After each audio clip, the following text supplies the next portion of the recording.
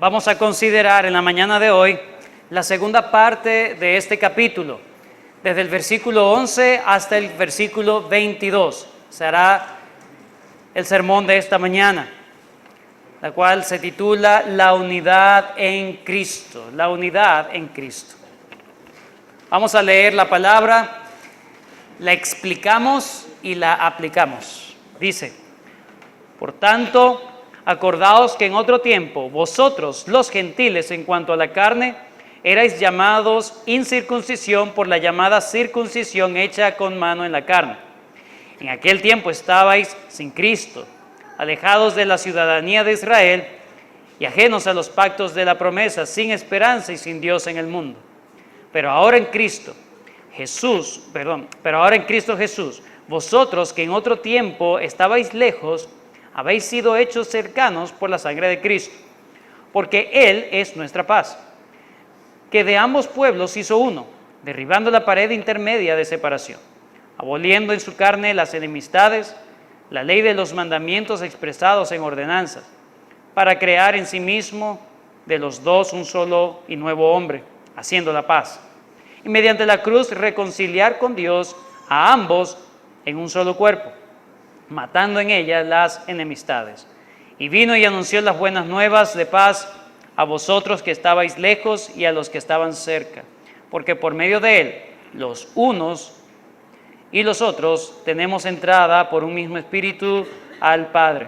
Así que ya no sois extranjeros ni advenedizos, sino conciudadanos de los santos y miembros de la familia de Dios, edificados sobre el fundamento de los apóstoles y profetas, siendo la principal piedra del ángulo Jesucristo mismo, en quien todo el cuerpo, bien coordinado, va creciendo para ser un templo santo en el Señor, en quien vosotros también sois juntamente edificados para morada de Dios en el Espíritu.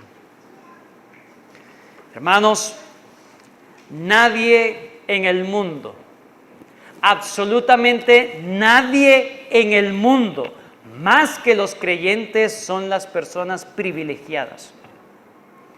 No somos privilegiados porque lo merecemos, en absoluto. Somos privilegiados porque tenemos a Cristo. El creyente, el que está en Cristo, es la persona más afortunada del mundo. El que está en Cristo es la persona más privilegiada del mundo. El que está en Cristo debe considerarse la persona más bienaventurada y dichosa del mundo. Puede ser que no tenga las mejores comodidades en su hogar. Puede ser que no tenga las mejores comodidades en el trabajo. Puede que no tenga todo lo que quisiera tener materialmente hablando, pero tiene todo en Cristo. Esta es una vida corta, es una vida efímera. Como leímos en el Salmo 90, somos consumidos por la ira de Dios. Todos tenemos la sentencia del pecado de Adán sobre nosotros. Todos vamos a morir.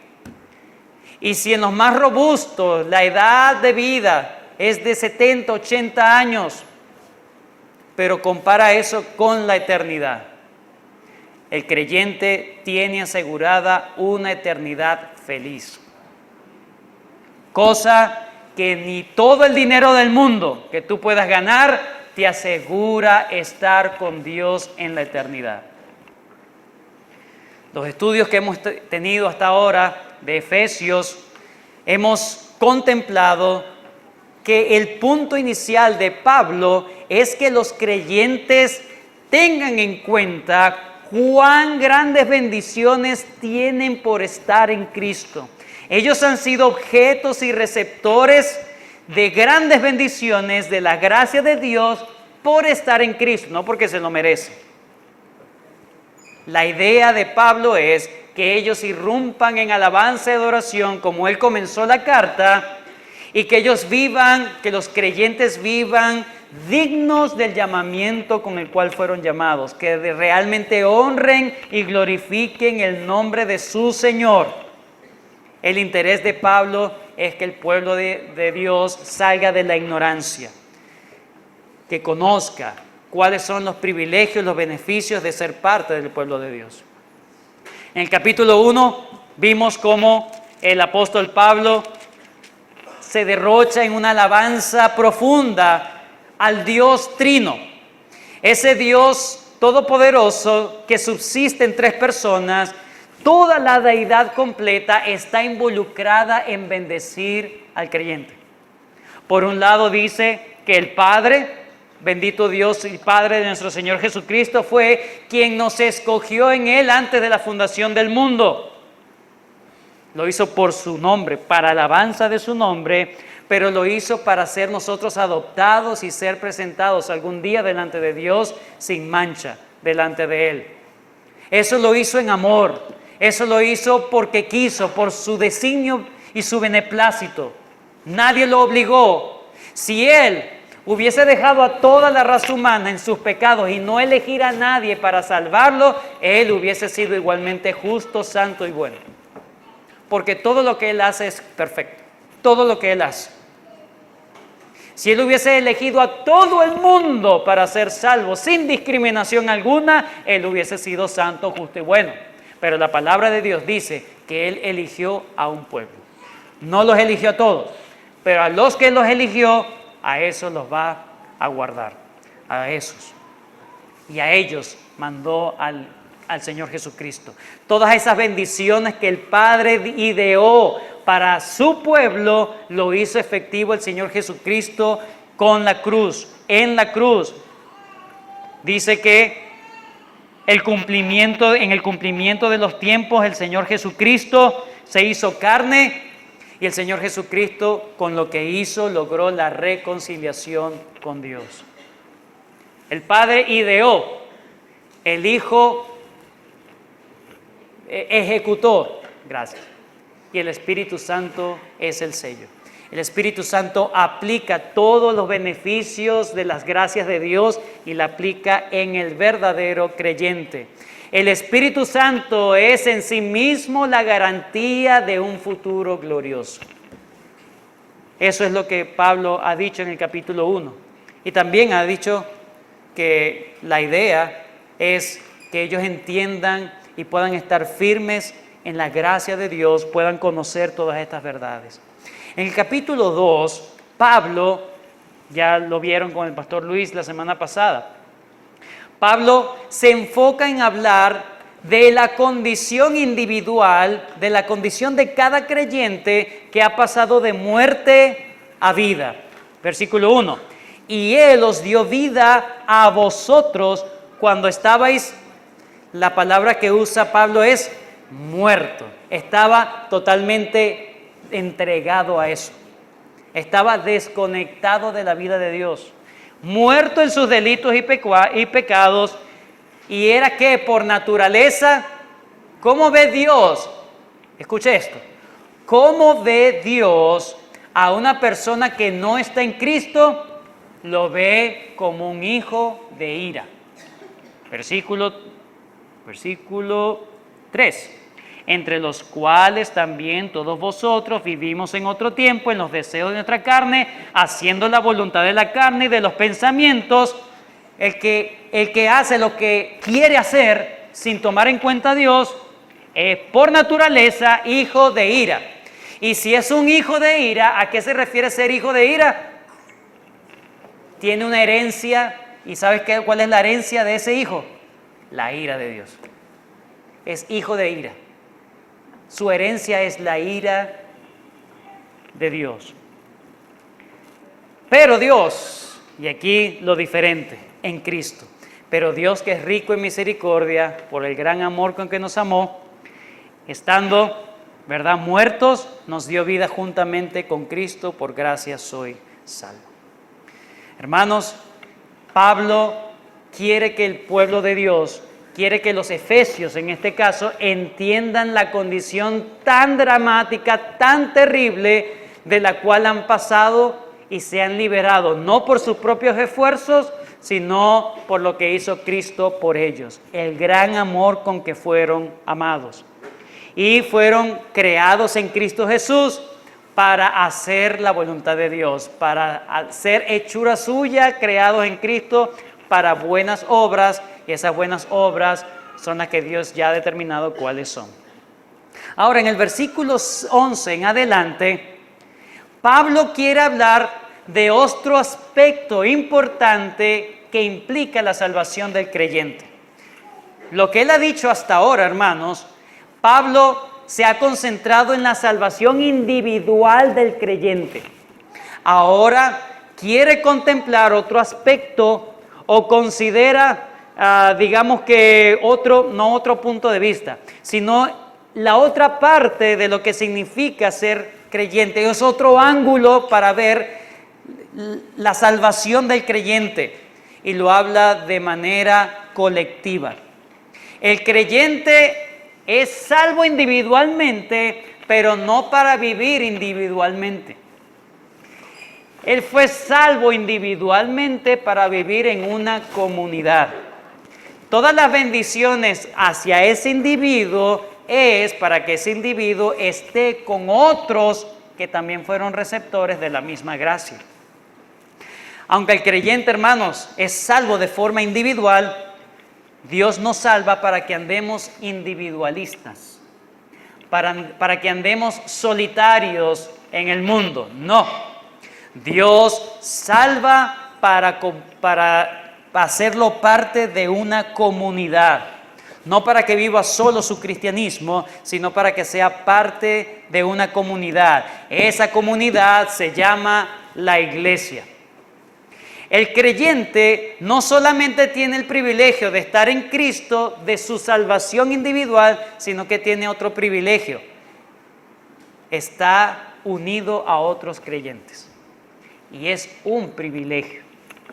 Y eso es lo que Pablo ahora quiere enfocarse desde el versículo 11 en adelante, el aspecto colectivo que tiene la salvación de Dios. Hermanos, la Biblia es clara cuando se habla de la iglesia. Por un lado se dice que la iglesia es el cuerpo de Cristo. Por otro lado se dice que es la novia de Cristo, la esposa del Cordero. También se habla de la iglesia como ese templo espiritual donde Dios es adorado. En las Escrituras, hermanos, estar en Cristo es igual a estar en la iglesia. Así lo plantean las Escrituras. Estar en Cristo es estar en la iglesia. Ser de Cristo es ser parte de una iglesia. Amar a Cristo es amar la iglesia. Esos son sinónimos. Pero no solamente en la iglesia en su aspecto universal. ¿Qué es la iglesia? La iglesia es el conjunto de personas creyentes de todos los tiempos y en todos los lugares que han habido. Pero yo no puedo decir que yo amo a la iglesia si no me congrego. Yo no puedo decir, bueno, yo soy creyente y yo amo a mis hermanos en Nigeria. Sí, yo los puedo orar por ellos, pero yo no puedo concretar mi amor por ellos, no me están sintiendo. El aspecto local que tiene Pablo precisamente es eso. Tú has sido, si eres creyente, si eres verdadero salvo, no solamente has sido unido a Cristo, sino que has sido unido a la iglesia de Cristo, y eso se debe concretar, se debe manifestar, se debe evidenciar por estar en una iglesia local de Cristo. El que no pertenece a una iglesia local no puede decir que es creyente. No lo puede decir. Nosotros hemos hecho énfasis en esta iglesia diciendo, la idea del cristiano no es que sea parte de esta iglesia, Iglesia Bautista Reformada de Barquisimeto, no. Si usted quiere formar parte de esta iglesia, hay unos requisitos para la membresía de la iglesia. Pero lo que enseña la Escritura es que todo verdadero creyente forma parte de alguna iglesia local, no de esta iglesia en particular. No todos los que pertenecen a la iglesia son salvos. Escuche bien. No todos los que pertenecen a una iglesia, los miembros de la iglesia, son salvos. Pero los salvos pertenecen a una iglesia. No, es inconcebible decir que el creyente no forma parte de un cuerpo, de una comunidad de gracia. El espíritu, hermanos, de la época se ha infiltrado en la iglesia de hoy, en la forma de pensar del mundo.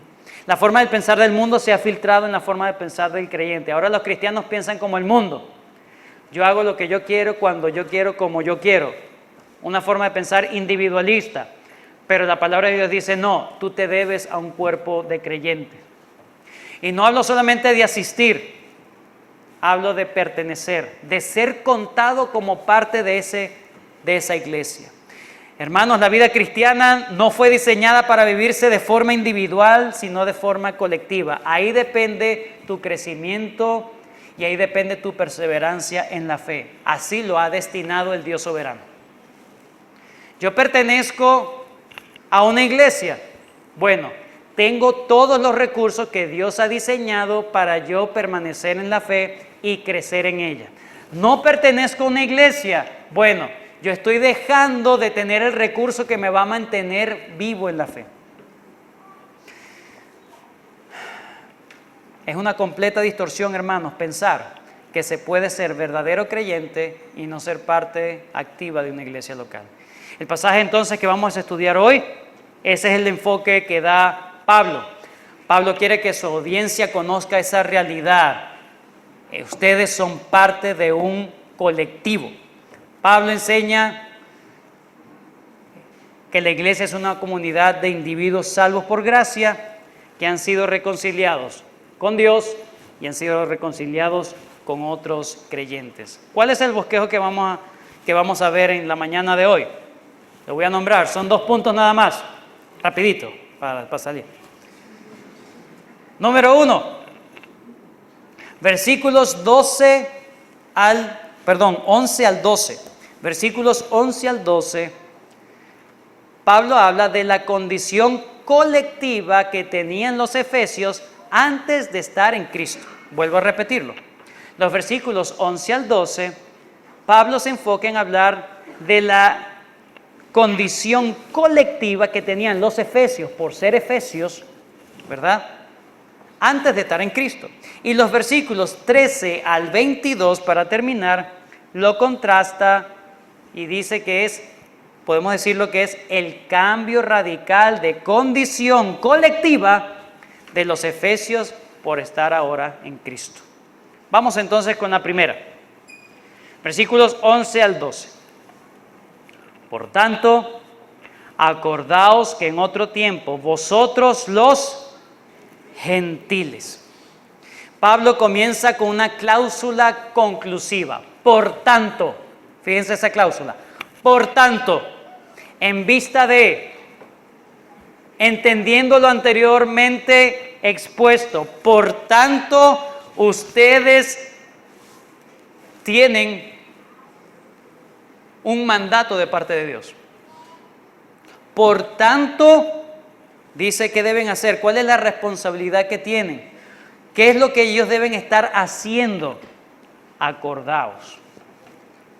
Por tanto, como ustedes han sido sacados de las tinieblas a la luz, han sido resucitados en Cristo, Dios ha operado la vida espiritual en ustedes, entonces Pablo le dice, hay algo que ustedes deben hacer y no deben dejar de hacer, que es recordarse de su condición pasada.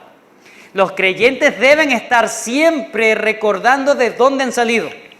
¿De dónde han salido? En este caso Pablo habla, ustedes, por tanto, acordaos que en otro tiempo, ustedes, los gentiles en cuanto a la carne, y les recuerda su condición por ser gentiles. Básicamente, Pablo le está diciendo, su condición pasada era mala. Estaban muertos en delitos y pecados. Pero acuérdense que su condición no era mala, era re mala. Su condición era peor de lo que ustedes pensaban.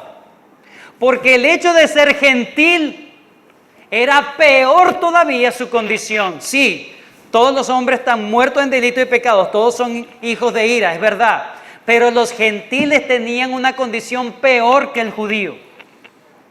Sí, era mala, estaban muertos, esa era una condición mala, pero estaban ellos peor. Y era que el simple hecho, hermanos, de que eran gentiles, no solamente significa que estaban muertos, sino que estaban lejos de toda posibilidad de conocer la salvación de Dios. Lejos de toda posibilidad de conocer la salvación de Dios. El énfasis de Pablo, hermano, no es solamente que vean su condición como individuo, sino su condición por pertenecer a una comunidad. En este caso, ellos pertenecían a la comunidad de los gentiles. La comunidad de los gentiles. ¿Y qué pasa con eso? ¿Acaso no debo ser gentil? Buenas tardes, buenos días. No. ¿Qué significa ser gentil? Ustedes los gentiles. Bueno, yo soy muy gentil. Lo primero que debemos decir es que en el mundo greco-romano siempre habían barreras que diferenciaban a las personas. Estaban los griegos y los bárbaros. Los griegos se creían lo máximo. Y para ellos el mundo se dividía en dos clases de personas. Ellos, los griegos, y el resto del mundo, los bárbaros. ¿Sí? Los bárbaros. Guácala. En este caso, los judíos tenían una concepción del mundo diferente. Para ellos también el mundo se dividía en dos clases de personas. Los judíos y los gentiles. Entonces, la palabra gentil aquí no es de buena educación. La palabra gentil es su condición ante los ojos de Israel. Ellos estaban sufriendo, en el versículo 11, Pablo les recuerda que ellos sufrían alienación social, separación social, distancia social. Ellos estaban separados de un pueblo y ese pueblo tenía algo muy importante. Tenía la palabra de Dios, conocían la voluntad de Dios. Y estar separados literalmente de ese pueblo les interrumpía toda posibilidad de conocer la voluntad del verdadero Dios. Romanos capítulo 3. Romanos capítulo 3.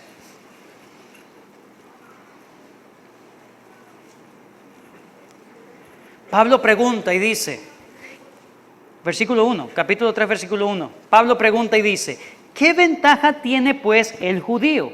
¿O de qué aprovecha la circuncisión? Versículo 2, esto es lo que dice Pablo. Y no lo dice a manera de burla, lo dice de manera seria. Esta es la ventaja. Mucho en todas maneras. Primero, ciertamente que les ha sido confiada la palabra de Dios. Todos los pueblos del mundo, anteriormente que viniese el Señor Jesucristo y se predicara el Evangelio a toda raza, lengua y nación, todas las personas que querían conocer al verdadero Dios necesitaban solamente llegar a conocer la teología del pueblo de Israel. No había posibilidad de salvación porque ellos estaban alejados, estaban distanciados, estaban alienados. Había esa barrera étnica.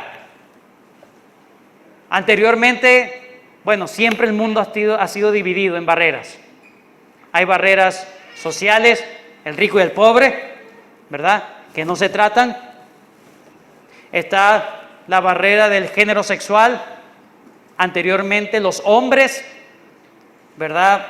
Y las mujeres eran de segunda o tercera categoría. Estaban los libres y los esclavos. En este caso, los judíos y los gentiles. A esa barrera se refiere Pablo. Pablo le dice que ellos no solamente estaban muertos, ellos estaban separados, estaban rechazados por aquellos que le debían haber predicado. Su condición era peor. Ser incrédulo es una condición mala, pero no venir a la iglesia es peor para el incrédulo, porque no sabe cuál es la voluntad de Dios. Nunca la va a encontrar por sí mismo.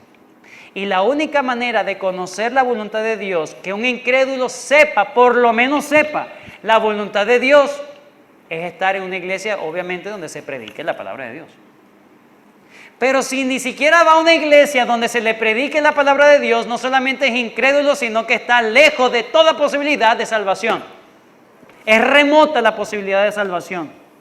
Dios ha decidido salvar a los hombres por medio de la predicación del Evangelio.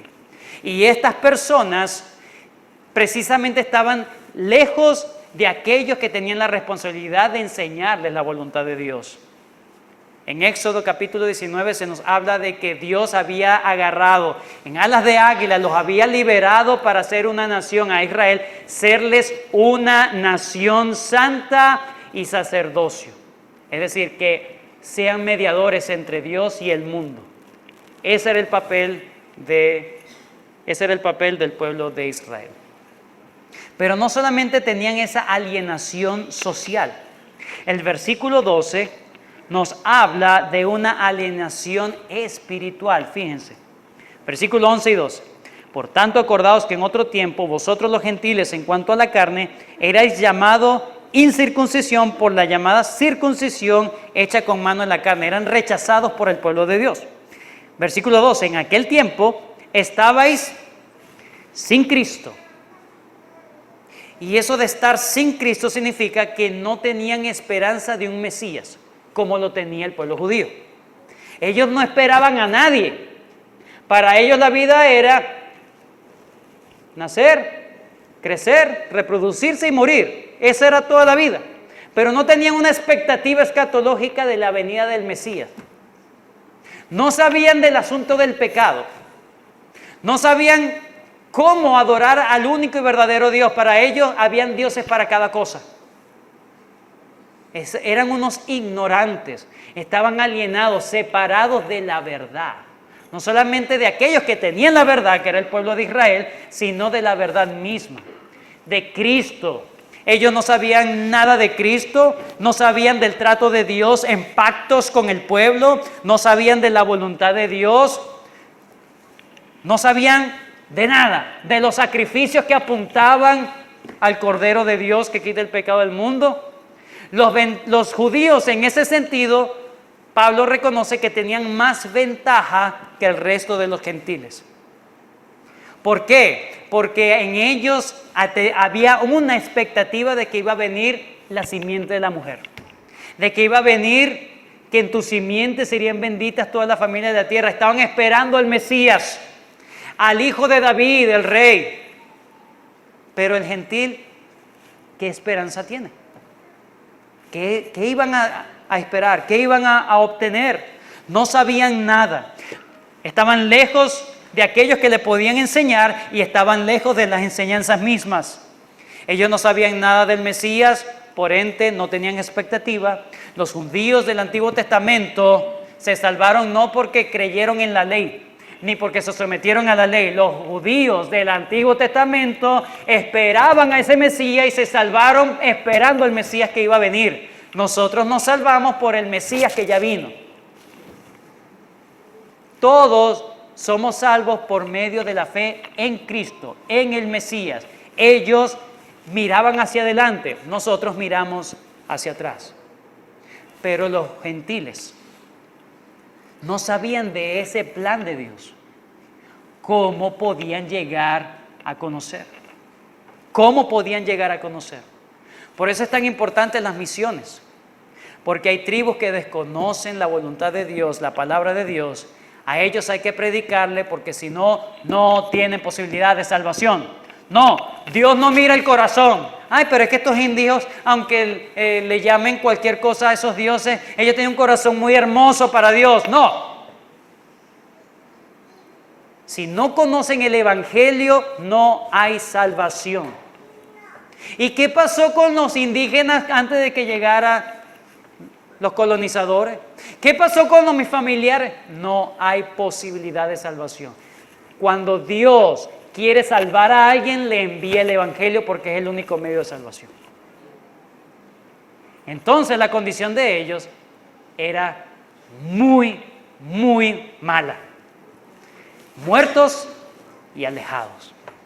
Como dice William Hendrickson, él los compara y dice: fueron semejantes a marineros que sin brújula ni guía se hallaban a la deriva en una nave sin timón, en noche sin estrella, en medio del tempestuoso mar, lejos del puerto. Nada menos que esto es lo que se desea significar por medio de la lógrega logre frase que inspira pavor. Sin Dios en el mundo. En aquel tiempo estabais sin Cristo, alejados de la ciudadanía de Israel y ajenos a los pactos de la promesa, sin esperanza y sin Dios en el mundo. Estabas a la deriva, estabas abandonado, no había posibilidad. Versículo 13. Pero, otro bendito pero de Pablo. Pero, esa es la condición que ellos tenían, no de forma individual, sino por pertenecer a un grupo de personas, gentiles.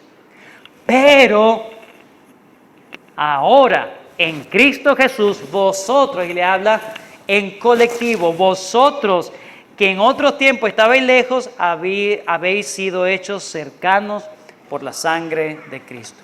Su condición ha cambiado radicalmente. Ahora tiene una condición diferente. El panorama ha cambiado. Mira, Efesios, mirad la gran bendición que hay por estar ahora en Cristo. Por estar ahora en Cristo. Ustedes estaban lejos, sin posibilidad alguna de salvación, y Dios los amó y el Evangelio llegó a ustedes. Y ustedes se han acercado a Dios porque Cristo se les ha predicado. Pero ahora en Cristo Jesús, aunque no había ninguna posibilidad de salvación, Dios hizo lo imposible. Cristo fue predicado entre ellos. Pablo dice que por medio de la obra de Cristo ellos han sido hechos cercanos a Dios. Los gentiles estaban lejos de Dios, los judíos estaban cerca de Dios, pero ahora en Cristo estamos en Dios. Estamos con Dios. No estamos cerca de Dios, estamos en Dios. Eso es lo que logró el Señor Jesucristo. Y usa tres ilustraciones. Usa tres ilustraciones el apóstol Pablo. Número 1, tres ilustraciones para decirles que lo que hizo Cristo por ellos no solamente los ha reconciliado con Dios, sino que los ha hecho reconciliar con aquellos con los cuales estaban antes distantes. Miren el versículo 16. Y mediante la cruz reconciliar con Dios a ambos pueblos en uno solo. Lo que hizo Cristo en la cruz fue reconciliar a la persona individualmente con Dios y reconciliar a la persona colectivamente para estar en una comunidad. Pero ¿cómo plantea Pablo o a qué asemeja esa unidad o esa reconciliación? En primer lugar, les habla, Dios los ha fusionado como un solo pueblo. Como un solo pueblo. Eran dos pueblos diferentes, uno tenía una ventaja, el otro no, pero ahora son iguales. Un solo pueblo. Versículo 13 al 18 es esa primera ilustración. Pero ahora en Cristo Jesús, vosotros que en otros tiempos estabais lejos, habéis sido hechos cercanos por la sangre de Cristo, porque Él es nuestra paz. No es que Él ganó la paz, Él es la paz. ¿Cómo pueden los creyentes, cómo pueden personas de diferentes razas, de diferentes lenguajes, de diferentes nación, estar unidos? La única manera es estar en Nueva York, en las Naciones Unidas. No, estar en Cristo. Hay verdadera unión con aquel que antes yo estaba separado. Hermanos, Cristo venció el pecado en la cruz y Él, y por medio de Él, también derribó lo que separa a los hombres entre sí. Cristo logró lo que no podía lograr la ley. La ley también distanciaba. La ley también distanciaba. Fíjense lo que dice Pablo, versículo 14. Porque Él es nuestra paz, que de ambos pueblos hizo uno, derribando, ¿qué dice?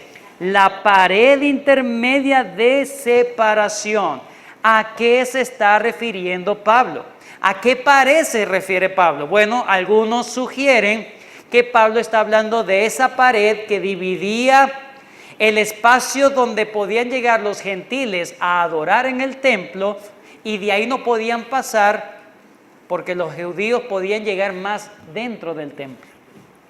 Había un espacio fijo, delimitado, y dicen los historiadores que había una inscripción en latín y en griego que decía: el que traspase esta pared o este lindero, su muerte será su propia responsabilidad.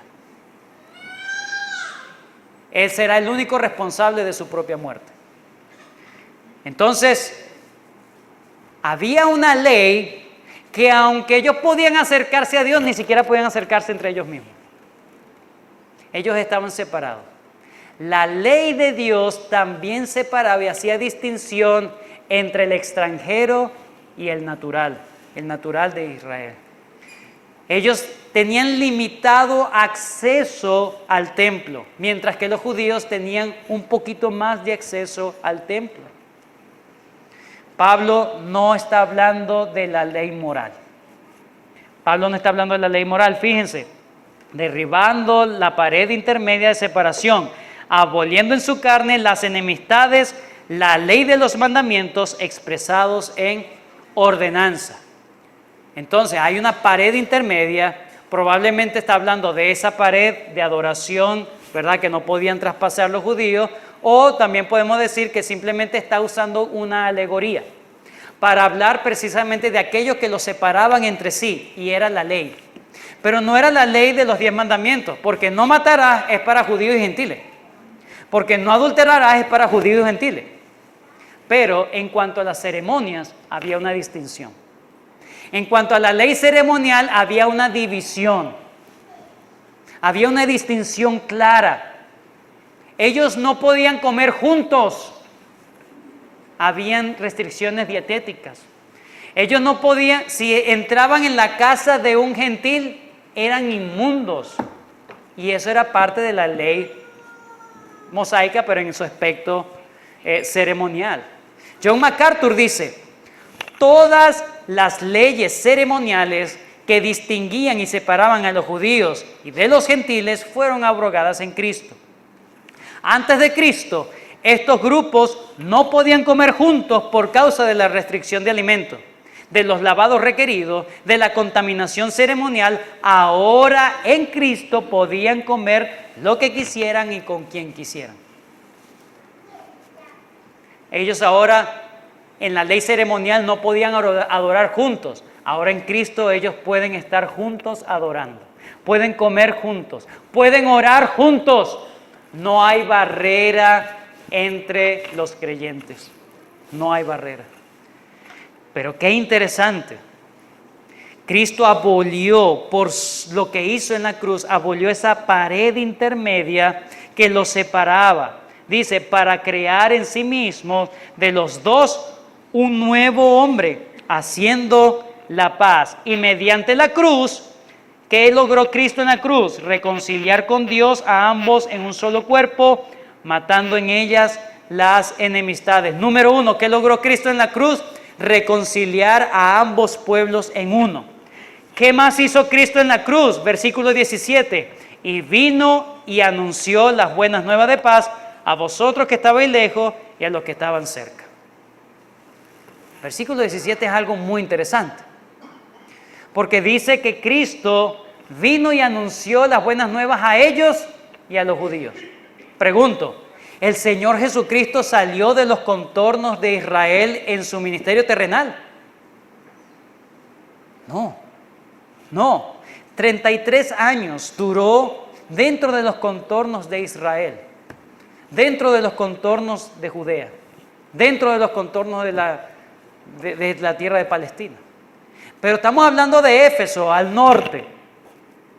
Sí, estamos hablando de gentiles. Cristo predicó allí. ¿Qué dice ese pasaje? Mediante la cruz reconciliar con Dios a ambos en un solo cuerpo, matando en ella las enemistades, y vino y anunció las buenas nuevas de paz a vosotros que estabais lejos y a los que estaban cerca. ¿Quién les predicó el evangelio a estas personas? Pablo. Y Pablo dice que Cristo les anunció el Evangelio. Lucas capítulo 10. Lucas capítulo 10. Versículo 16. El que a vosotros oye, a mí me oye. El que a vosotros desecha, a mí me desecha. Y el que a mí me desecha, desecha al que me envió.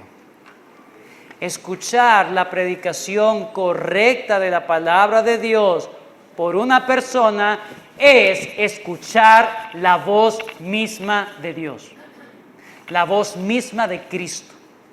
Yo quiero escuchar a Cristo. ¿Vienes a congregarte? Yo quiero escuchar la voluntad de Dios. Señor, háblame, por favor. ¿Lees la Biblia?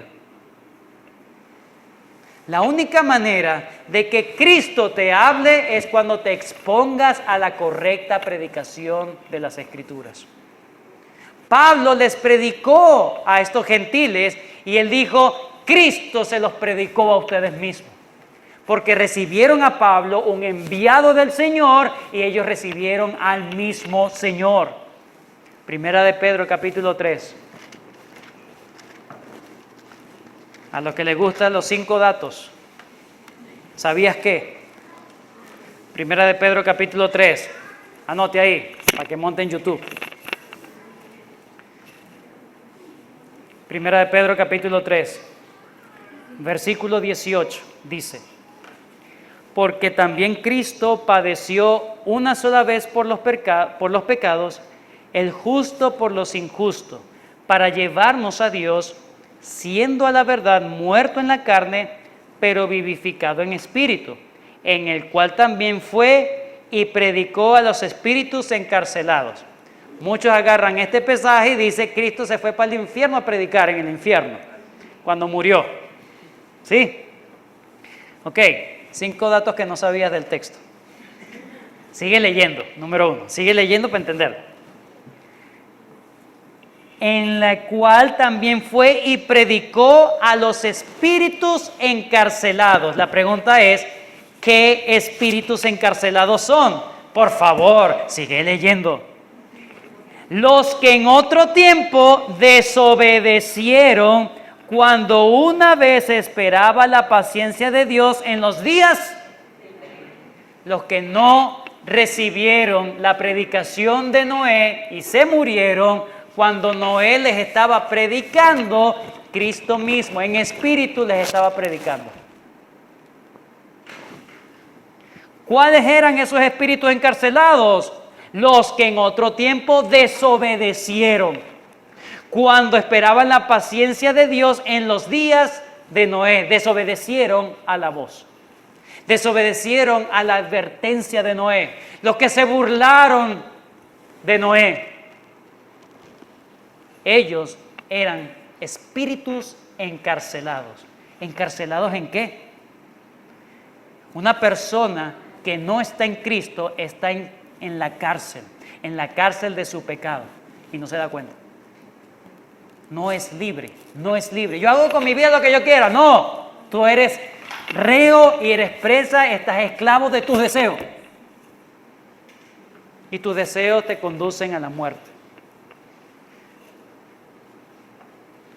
Cuando Noé predicaba, Cristo predicaba. Cuando Pablo predicaba, Cristo predicaba.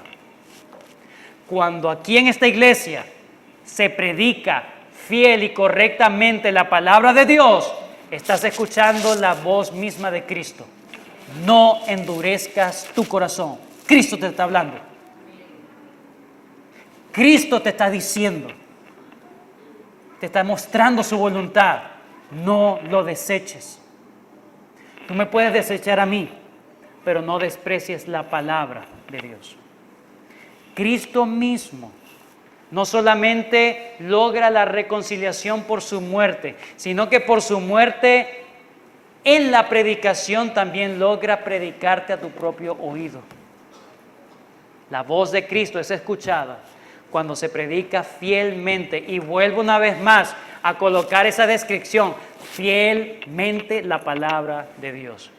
Porque cuando se predica la palabra y se malusa y se hacen malabares con la palabra de Dios, eso no es predicación, Cristo no está allí. Vete de ahí, estás perdiendo el tiempo. Los que están en Cristo, hermanos, es porque han recibido la palabra de Cristo y ahora son el pueblo de Dios, el verdadero Israel. De ambos pueblos hizo uno. La segunda ilustración.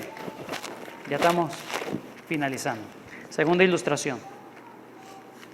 Efesios, capítulo 2. Y vino, versículo 17, y vino anunció las buenas nuevas de paz a vosotros que estabais lejos y a los que estaban cerca. Estos judíos estaban cerca. Dice, porque por medio de él, los unos y los otros, los que estaban lejos, los que estaban cerca, tenemos entrada por un mismo espíritu al Padre. Y en ese sentido, Pablo dice, así que ya no sois extranjeros ni advenedizos, sino conciudadanos de los santos y miembros de la familia de Dios. Ahora son miembros los unos de los otros. Ahora ustedes son hermanos. No, dígame pastor. Yo soy pastor. No. El título más grande que puede recibir un creyente en la tierra es ser llamado hermano de otro verdadero creyente. Mi hermano, mi familia. ¿Cómo debemos comportarnos entre nosotros? Como familia. ¿Hay diferencia en la familia? Por supuesto. Pero el que le tira a su familia, se arruina. La iglesia es una familia. La iglesia es una familia. Y tú espero que no quieras lo peor para tu familia. Tú trabajas por tu familia. Tú amas a tu familia. Tú extrañas a tu familia. Tú quieres estar con aquellos que tienen el mismo Padre que tú. Aquellos que están unidos en sangre por la sangre de Cristo. Todos tenemos los mismos derechos, la misma herencia, recibimos el mismo trato de Dios, por lo tanto yo debo tratar como es verdaderamente mi hermano y mi hermana. Hermanos, Cristo no solamente te perdonó los pecados, Él pudo haberte absuelto de toda culpa de pecado. No solamente hizo eso, te colocó justicia, la justicia que Él vivió, te la colocó a ti, ahora tú estás bien, tienes paz delante de Dios. Pero no se quedó ahí solamente, te adoptó para ser su familia. Ahora te trata no como un siervo ni como un esclavo, te trata como un hijo, como una hija. Dios derrocha tanto amor, porque misericordioso es. Y por último, habla de un solo cuerpo, un solo pueblo, perdón. Habla de ahora son una familia. Y por último, hablan que son un edificio, un templo, edificado sobre el fundamento de los apóstoles y profetas, siendo la principal piedra del ángulo Jesucristo mismo, en quien todo el edificio bien coordinado va creciendo. Un edificio que va creciendo, un edificio que no se estanca, un edificio que está basado en fundamentos reales, genuinos, eternos, que colocaron las enseñanzas de los apóstoles y los profetas. Anteriormente no estaba la enseñanza, no estaba la Biblia escrita. En Éfeso no tenían Biblia como nosotros. Por lo tanto, se necesitaba escuchar a aquellos que Dios enviaba para conocer la voluntad. Pero ahora la voluntad de Dios ha sido registrada, ha sido escrita y la tenemos en el compendio de la Biblia. Estos 66 libros es la revelación completa de Dios. No de todas las cosas, sino de todo lo que Dios quiere que tú sepas. Y ese templo no solamente tiene una base fuerte, determinada y objetiva en las enseñanzas de los apóstoles y profetas, sino que el que le da el sentido a ese edificio es Dios mismo, es la piedra del ángulo, Él es el que le da la dirección correcta a ese edificio. Pero ese edificio también va avanzando.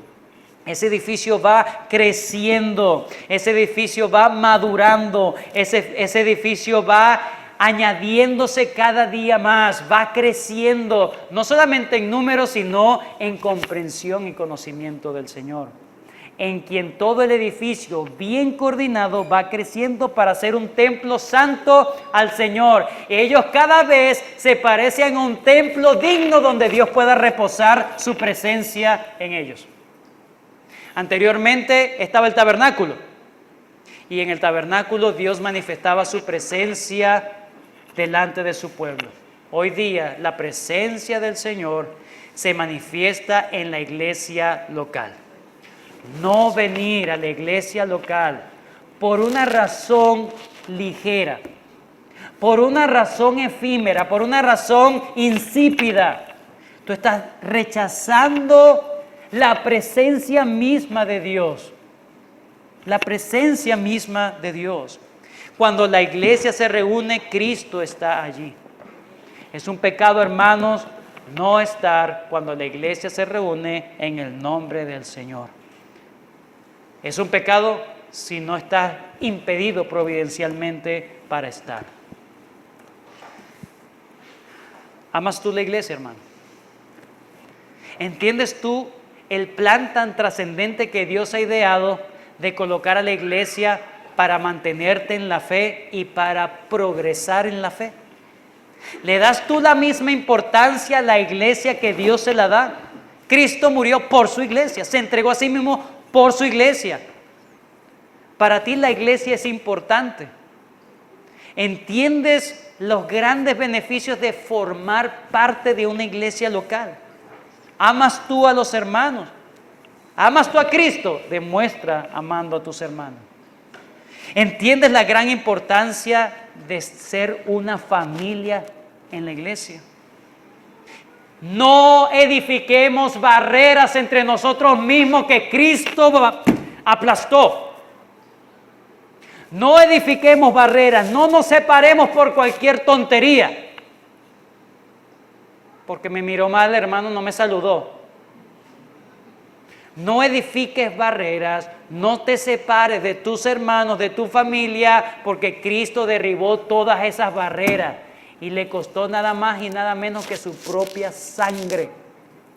Su propia sangre, para que tú te la pases levantando barreras y separándote.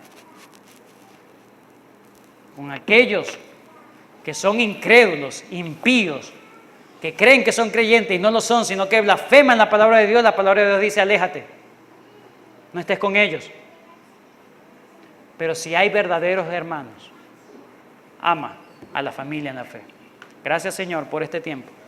Gracias por tu palabra. Gracias por ver en la condición de los gentiles, Señor, de lo cual también nosotros somos. Que nosotros estamos aprendiendo, Señor, tu palabra. Los judíos tenían una manera, Señor, de conocer tu voluntad y tú lo diste por gracia.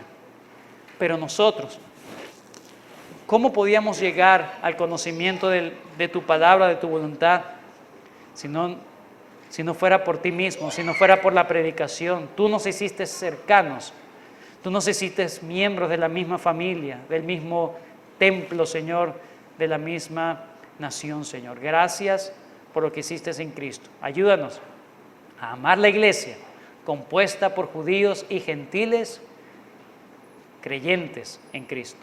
Ayúdanos a honrarte en todo. Y gracias, aplica, Señor, por medio de tu Espíritu Santo, tu palabra en nuestros corazones.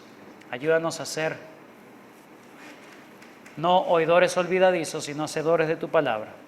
Y ser muy agradecidos por tanta gracia que nos has dado. En el nombre de tu Hijo Jesucristo. Amén.